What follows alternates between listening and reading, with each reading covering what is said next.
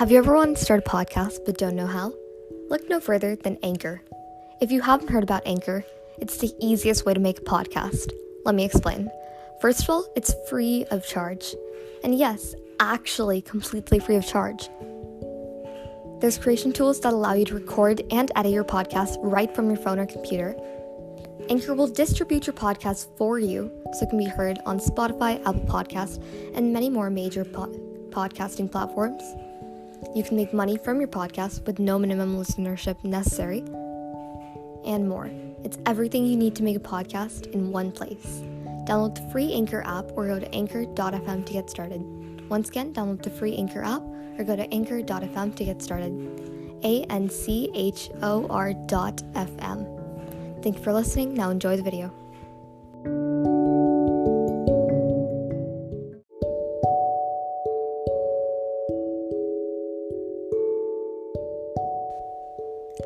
Greetings, lovers of lore. I'm your host, Vicous Venus, and today I'm going to be talking about one of my most favorite webtoons ever, Freaking Romance. Freaking Romance is a finished webtoon created by the wonderful author Snailords. Like I said before, Freaking Romance is a finished comic, so if I were you, I would go to Webtoon right now and read it. You can read the full story because it finished, so you can start from the beginning and read to the very end. If you absolutely hate spoilers, then read the comic right now because this episode contains a lot of spoilers. So for those of you who don't mind spoilers or just decided to stick around, Freaking Romance is a comic about a young adult named Xylith who buys an apartment and notices strange things happening. She begins to see a man who seems to be of similar age to her named Zealand, and as the two interact, they discover strange things about the world around them. So today what I will be doing is rewriting the ending of Freaking Romance. Now listen, I have nothing against the original ending whatsoever. I do not hate the comic. In fact, again, it is one of my absolute favorites. And to be honest, my ending is a whole lot longer, and I understand that Snailords would have to draw billions of panels and write so much more dialogue. For me, the original ending was just a bit rushed, and I wanted to continue it in my own way. Consider this as a fan fiction of some sort. Again, the original ending was absolutely lovely. It was kind of bittersweet to see the comic end, and I do not hate the ending at all. It was sweet, it was simple, it was amazing. Now, before I begin with the rewrite, I just wanted to point out a few inconsistencies in the comic, not my comic. And I just wanted to give my opinion on it. These are just some unanswered questions or things that were never fully explained in the comic. Perhaps Snailords did this on purpose, or maybe he just forgot to explain. Either way, here are a few inconsistencies in the comic. Number 1, the missing girl. In the beginning of the comic, when Xylith first sees Zealand, she goes on an investigation to find more information about the apartment. This is during the time she believes that Zealand is a ghost, which we know later on is completely untrue. While on her little investigation, she meets up with a person who claims to be a friend of the previous tenant. He explains that while the previous tenant, lived in the house, she claimed to see a handsome man sleeping and walking around her house. She soon became very strangely obsessed with the mysterious man, and one day she just disappeared. According to the friend, it was as if she was erased out of existence because no one remembered her and all traces of her were gone. Also, for some reason, he admits to the fact that he had romantic feelings for the previous tenant. I honestly have no idea why he said that. It really was random. Anyway, later on in the comic, the girl's disappearance makes a lot more sense, as Xylith and Zealand discover more about parallel universes. Oh yeah, did I forget to mention? They're from parallel universes. They're from other dimensions, and they're interacting with each other. And yeah, the readers sort of get an idea of what happened to her. I mean, as they continue to talk about parallel dimensions, the readers kind of get the idea that she might have accidentally fallen into a parallel universe. There is even one part in the comic where it is indirectly explained why everyone except for the friend forgets the previous tenant. Apparently, when you travel dimensions, all traces and memories of you from your dimension will be erased as to not cause any confusion and whatnot. However, sometimes it's hard to erase certain traces, for example, strong emotions. Since the friend had very strong romantic feelings for the previous tenant, his memories could not be erased, because apparently it's just really, really difficult to erase the fact that you have a crush on someone. Although most of this incident is explained in the comic, there is one thing that really confuses me. How was the girl able to see Zealand when he wasn't at the apartment? Later on in the story, it is explained that the apartment that Xylith lives in has some sort of crack in dimensional worlds. It's sort of like a place where the other parallel universes have damaged, and so the line between different universes gets kind of blurry and distorted. However, this is only in that apartment. If you were to travel anywhere else in Xylith's town, it would be completely normal. So some people who are in that apartment are able to see other dimensional beings. However, as I have previously stated, the missing girl was able to see Zealand. When Xylith confronts Zealand about this, he says that he was never at the apartment during that time. He even shows proof. On his Instagram account, there are photos of him partying off somewhere else and comments that supports the fact he had been there. So, how did the girl see him? Keep in mind that when Xylith described the mysterious man to the friend, he confirmed that it was the same man that the previous tenant had described. So, how could she have seen Zealand when he wasn't at the apartment at all? Was he lying? Did he just somehow fake the pictures? I mean, it was shown in the comic that Zealand can be a pathological liar when he wants to, but for some reason, it just seemed a little unnecessary in that situation. So, the other inconsistency in the comic was the requirements. Like I said, only some people are able to see other dimensional beings when they are in the apartment. These people include Zealand, Xylith, and Xylith's best friend, Vicous. So, while talking about the requirements to be able to see in other dimensions, Xylith and Zealand were just discussing when they kind of just thought, okay, if only some people can see this kind of crazy activity, there's gotta be some requirements you have to meet in order to see other dimensions. So the two requirements that they came up with, and for those of you who have read the comic and clearly remember, please correct me down in the comments below if I got this wrong. It's been a while since I read the first chapters, so I don't know word for word what the requirements were, and if I get it wrong, please correct me.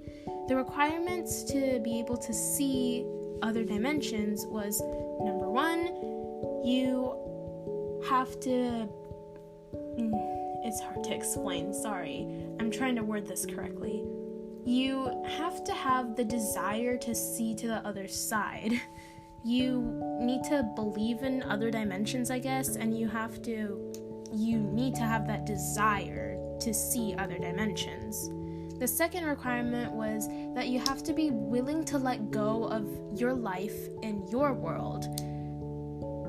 Simply putting, you should just, want so badly to leave your world and you're able to see other dimensions in the apartment. It's really weird. I'm not wording it right, but I think it was worded a lot better in the comic.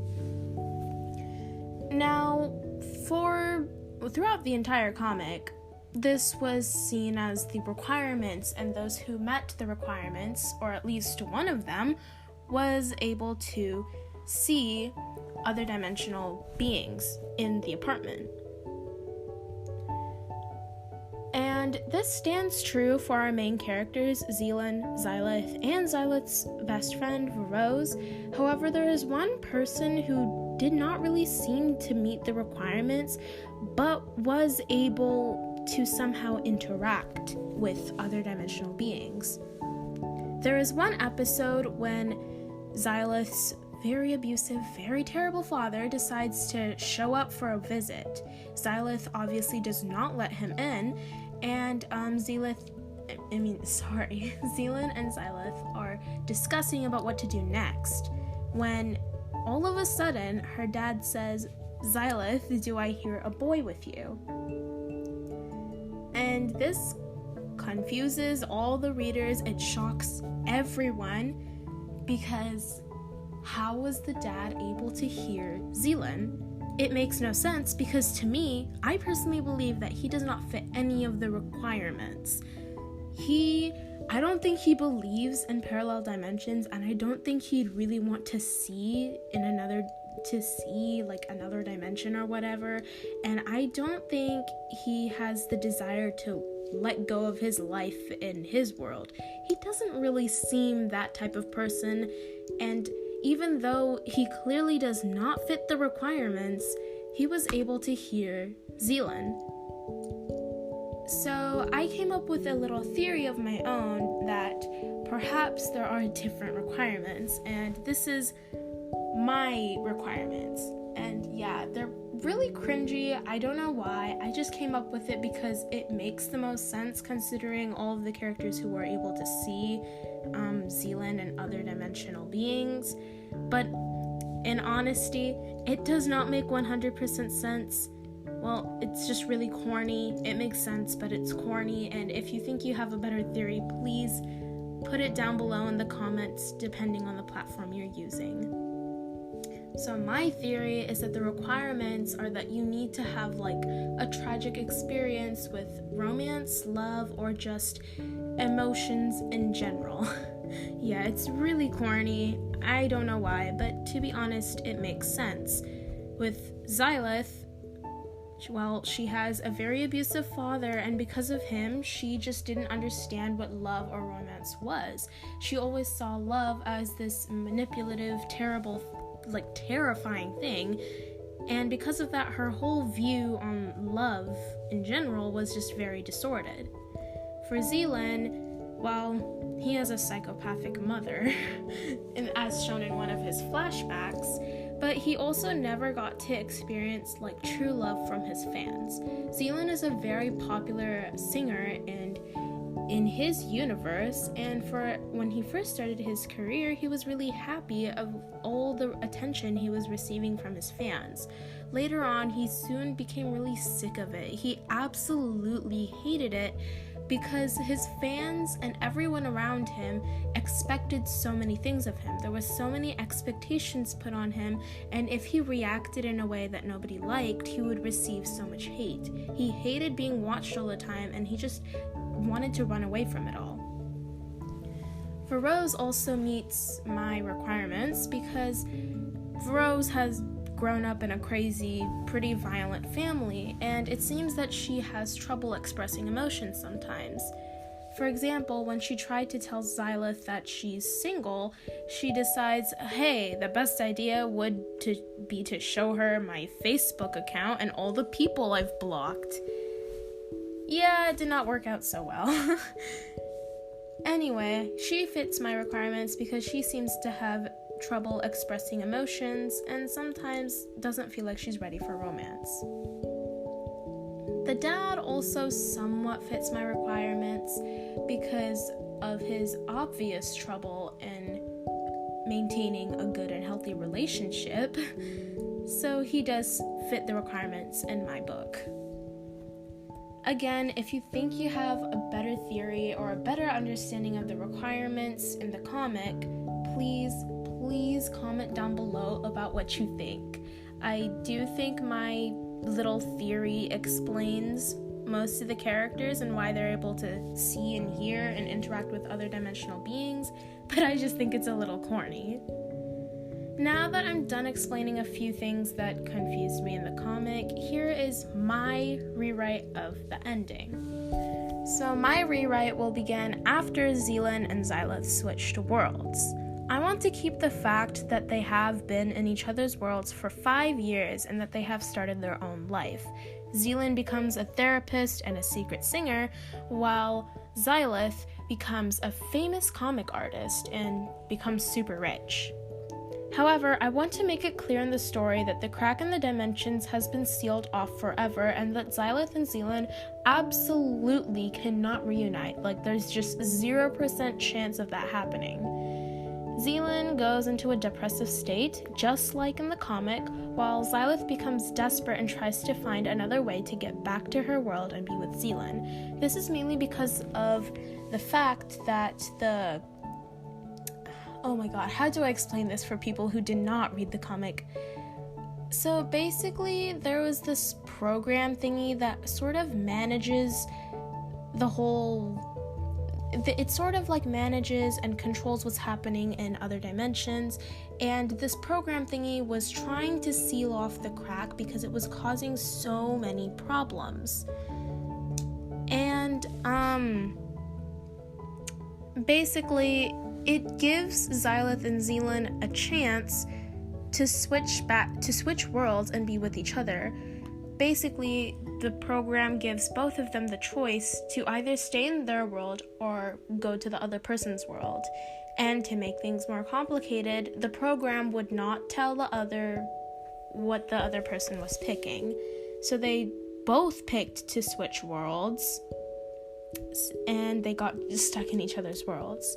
And before the crack was sealed off forever, the program thingy tells Xylith that she's selfish and she doesn't deserve to be with Zealand, because while Zealand did not hesitate to switch to her world, Xylith was thinking about all the stuff that she'd have to leave behind and all the people she'd have to leave behind, and she hesitated where Zealand did not.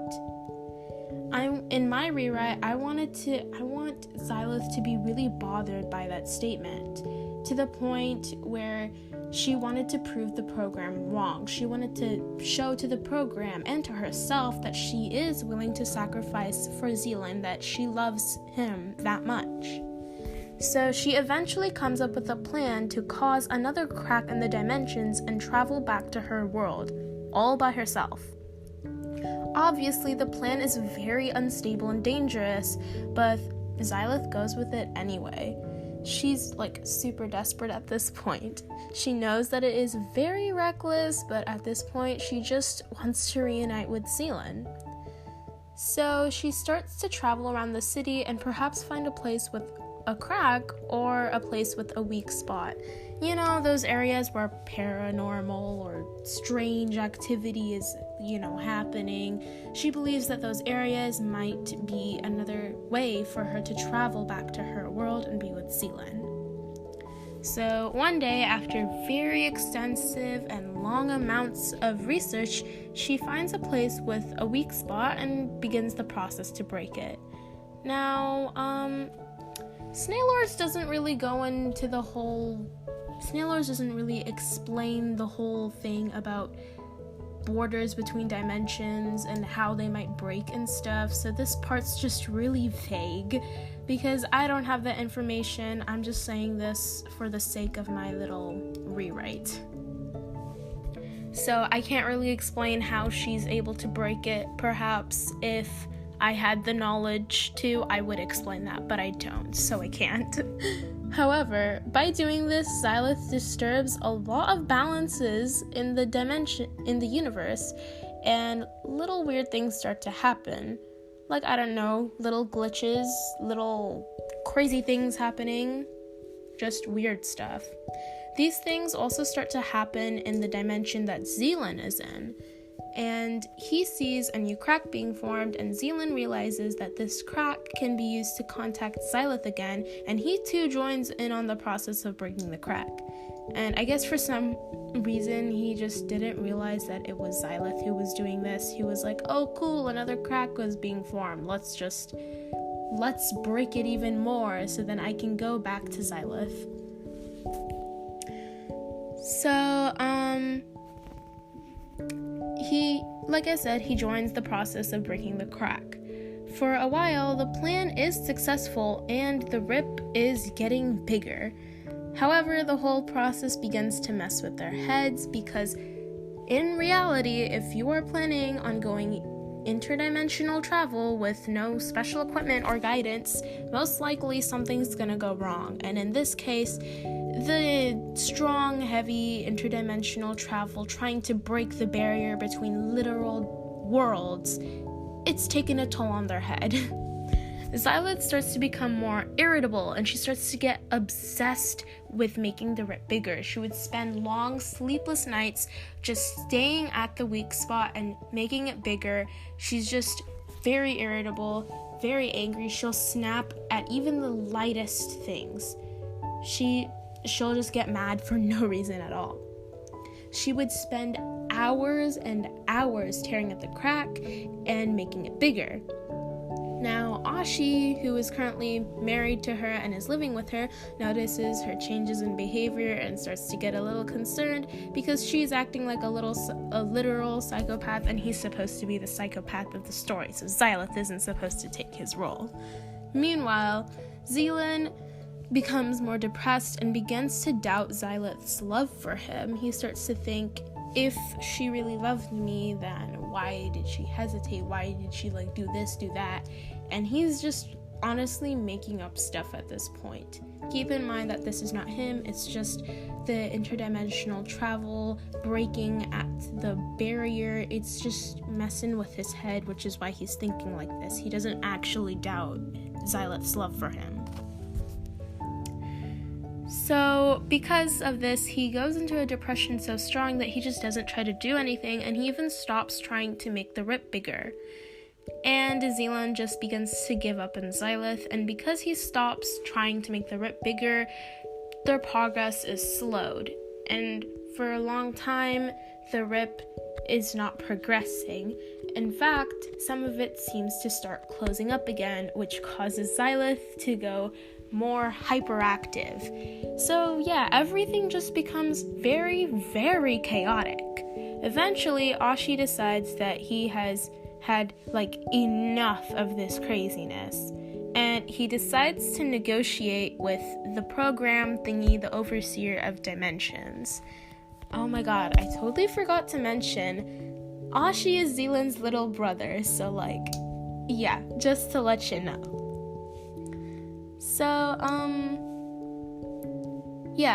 Ashi decides to make a deal with the program thingy on behalf of Xylith and Zealand, and he demands that Xylith will be let back to her world and be with Zealand forever, because he honestly cannot take Xylith's pain anymore. When the dimension program thingy asks what Ashi will be sacrificing, what Ashi will be giving in return, Ashi says that he will be giving up his first love, which, guess what? Ashi actually did like Xylith this whole time. He pretended he didn't. Yay! So yeah, that's sad for him. And since the dimension thingy just loves seeing sad stories and loves seeing people in pain, it accepted and was like, okay, sure, since you will be giving up your first love, I will let Xylith go back to her dimension. So the voice agrees and lets Xylith go back to Zealand, and we have our crazy, wacky end. Now, I did enjoy coming up with this new ending. It was honestly a little weird because I don't write fan fictions, so it was weird coming up with my own ending, and just playing with the characters that belongs to someone else. Again, no hate to the original ending. I loved the comic. I loved the story writing. It was original. It was beautiful. The characters are absolutely amazing. My favorites for Rose. Comment down below who is yours.